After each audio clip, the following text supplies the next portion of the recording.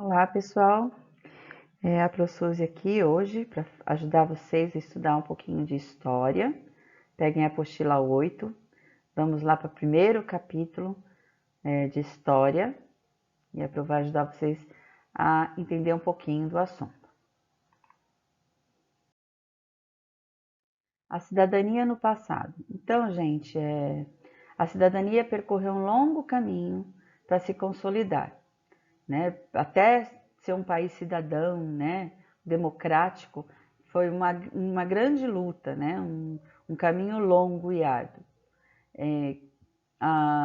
O modelo de colonização imposto por Portugal não permitia a noção de cidadania no Brasil, né? Não dava para se desenvolver a cidadania no Brasil com a colonização de Portugal.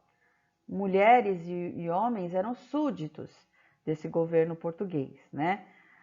Dois fatores que também impediram esse desenvolvimento de cidadania no Brasil colônia foi o analfabetismo e a escravidão, né? As pessoas não sabiam ler nem escrever e havia muitos escravos que não tinham direitos a nada.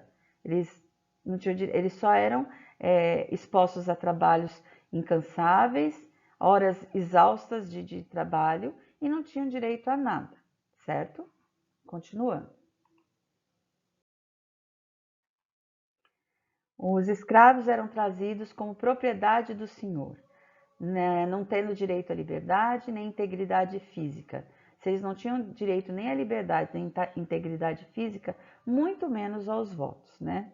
O voto ele só era permitido às pessoas com mais de 25 anos, né? E mulheres escravizadas não podiam votar, tá? Aí tem o Você Sabia. Você sabia que no período colonial já haviam câmaras municipais? Sim, haviam câmaras municipais, mas não eram qualquer pessoa que podia ir lá e participar das reuniões da Câmara Municipal. Era só aquelas pessoas, logicamente, que faziam parte, né, do governo português e também donos, né, de terras que tivesse dinheiro que poderia participar. Continuando.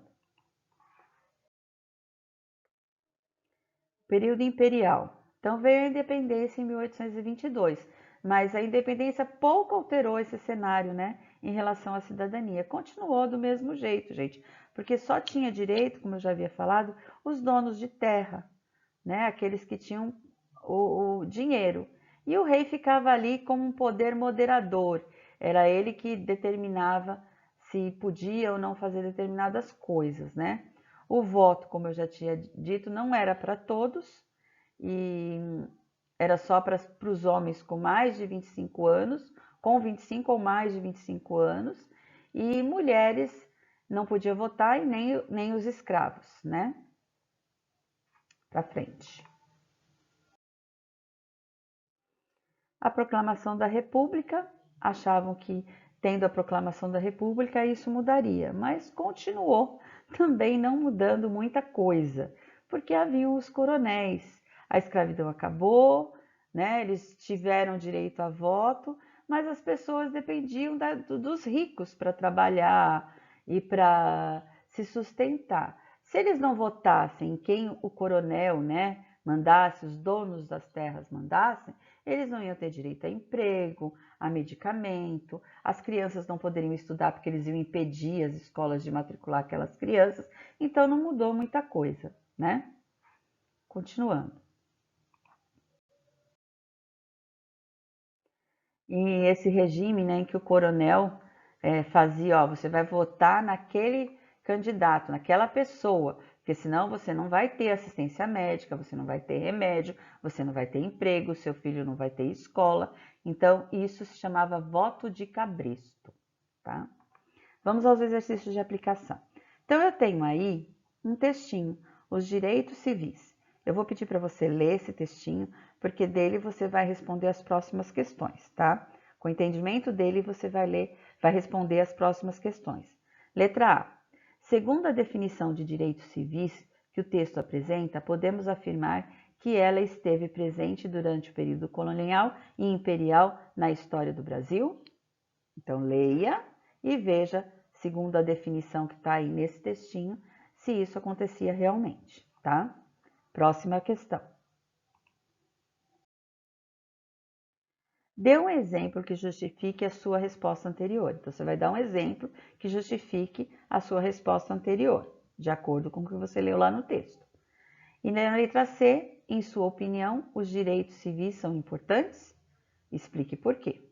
Então, você já vai saber o que é direitos civis, porque você vai ter lido lá no textinho, então você vai me dizer se é importante ou não e vai explicar por quê.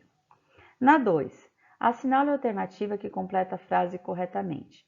Durante o Brasil colonial, veja qual a frase, de acordo com o que você viu lá nos textos anteriores e com a explicação que a Pro deu aqui, tá? Assinale a alternativa correta. Próxima.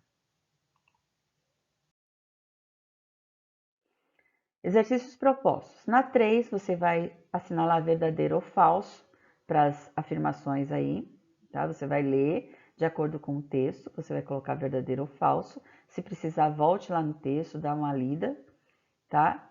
Se tiver alguma dúvida, para colocar verdadeiro ou falso. E a 4, o que era o voto cabresco?